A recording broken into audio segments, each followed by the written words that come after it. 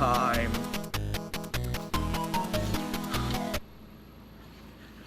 Let me tell you about California. As the 31st state to enter the Union, California is the third largest state in the country. From the gold rush of the 1800s to the rise of Hollywood, the history of the state is full of... Wait, wrong California. No band captured the excess of weirdness and eclectic tastes seen in music in the 90s, quite like Mr. Bungle. Across their 3-album run, they explored a myriad of genre infusions and odd vignettes, featuring themes of everything from the dark and gruesome to soundscapes of the laid-back summer sun and sweetness. Following their impressive and grand sophomore outing, Disco Violante, Mr. Bungle took a small break to pursue other ventures with the members' other various projects. Eventually, the guys would come together and create an ambitious idea for their next album. They decided to record the entire thing on analog.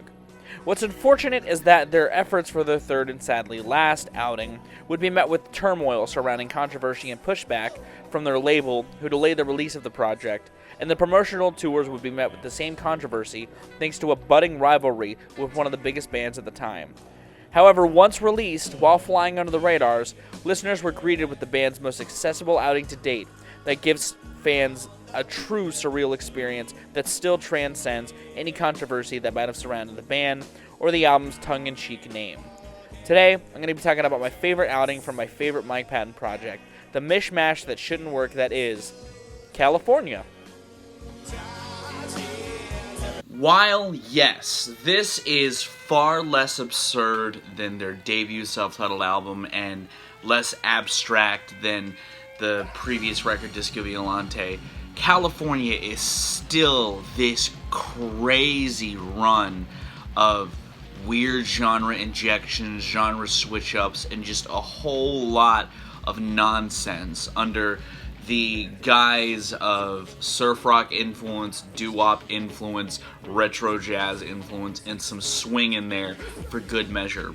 This record still has a lot of hefty, unsettling vibes and an off-kilter nature to it that was seen on those records, but it's just so goddamn catchy, which is the record's biggest strength. I mean, Sweet Charity, Retro Vertigo, Pink Cigarette, and even Golem 2 and Goodbye Sober Day with their weird types of hooks have this impeccable sense of melody and catchiness that is exhibited in elements of those last two records, but is shown in hefty doses all throughout this thing.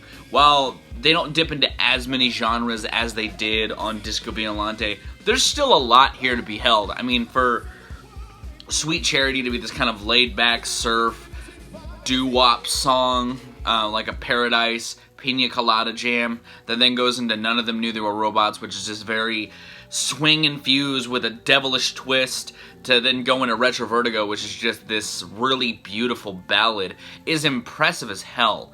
And it just keeps going weirder and weirder until Goodbye Sober Day just ends with this a cappella assault of Mike Patton just scatting into the microphone. There's still a lot here that just is weird and bizarre, but the band keeps it tight.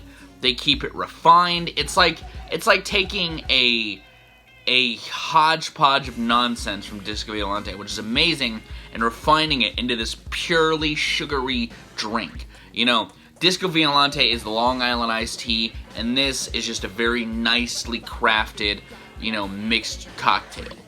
This is a cocktail of weird thrash like an Ars Mortati, the resurgence of lounge and swing aesthetics like on Sweet Charity and Pink Cigarette and Vanity Fair, the brass elements from Vanity Fair and Golem 2.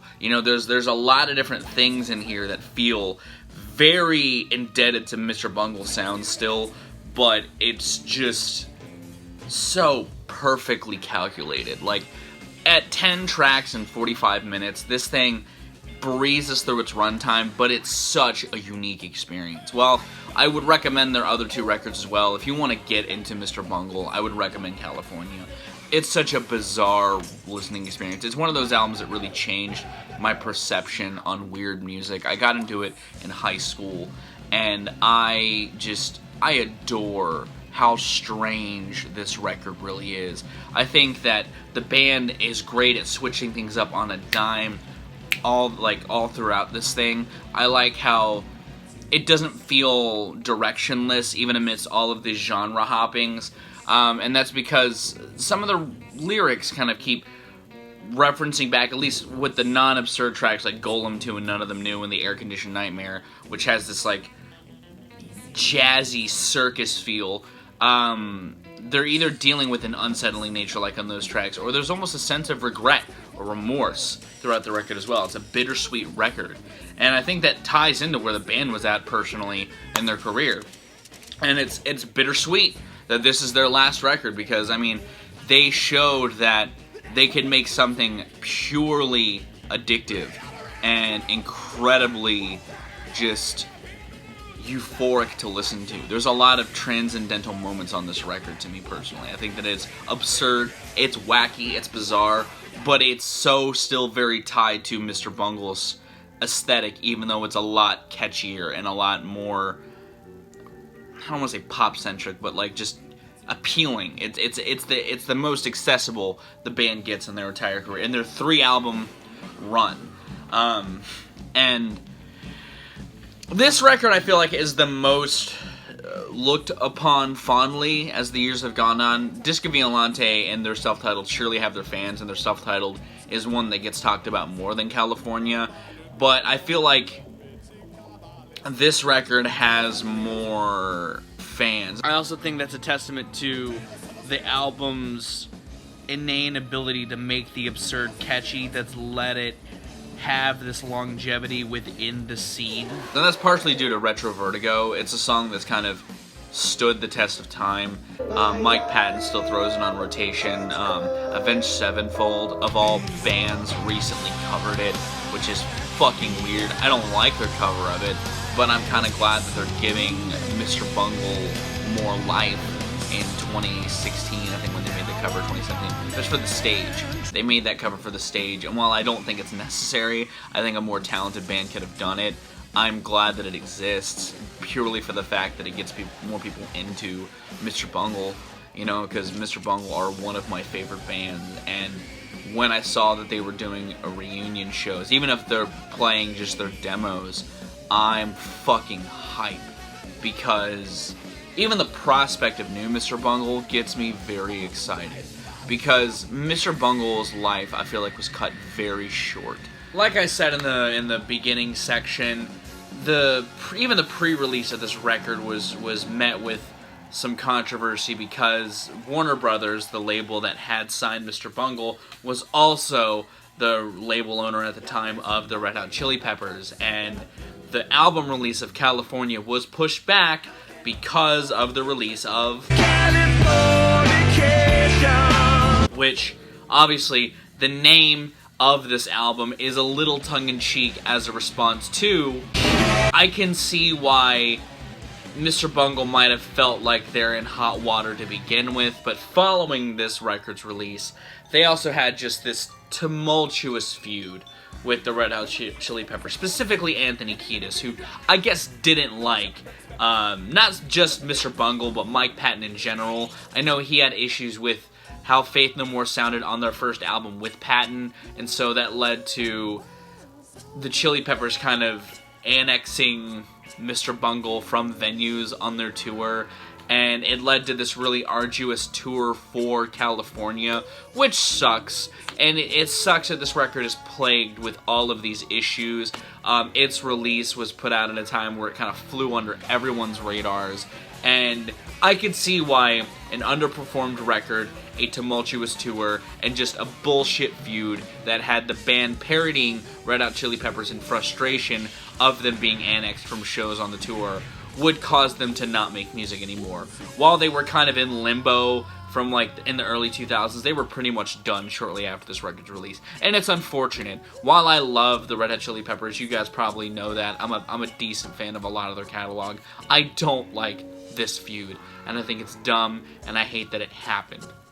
And I hate that I hate that Californication led to the underperformance of one of my favorite records of all time, personally. I wish that Mr. Bungle got to do more after this record, because while Disco Violante is more technically impressive because they do more insane shit, this is 10 tracks of perfection, and it's one of the best records that has ever been released. It is technically impressive, it is sonically interesting, and it has a lot of crazy dynamics in it that set it apart from a lot of what was coming out at the time and has come out since. If you're a fan of dynamic music, if you're a fan of weird shit, if you like stuff like Devin Townsend or Primus or any band that isn't afraid to be weird, you'll love Mr. Bungle. You probably already like Mr. Bungle. I just wanted to take this video to talk about this record because I love it. I think it's, like I said, it's one of the best records ever made. I think it's impressive from an instrumental perspective, from Mike Patton's vocal delivery, from the fact that they still kept it weird and diverse and accessible at the same time. It's insane, and I feel like more people should listen to this record. One of the questions I get asked a lot, or I used to, or anytime I meet somebody new, is what is the most out there band you listen to? And Mr. Bungle is one of them, if not the most out there band, because they're just so bizarrely absurd, but absolute geniuses at the same time. And California is the epitome of that genius. And like I said, I just wish they got the chance to do more. And I'm hoping that with this reunion, it sparks inspiration to make more, because it's awesome. It's beyond awesome, and I love it. But that's gonna wrap up this episode. Let me tell you about. If you enjoyed it, be sure to give it a like. If you want to see more of my music, gaming, and general nerdery, be sure to subscribe.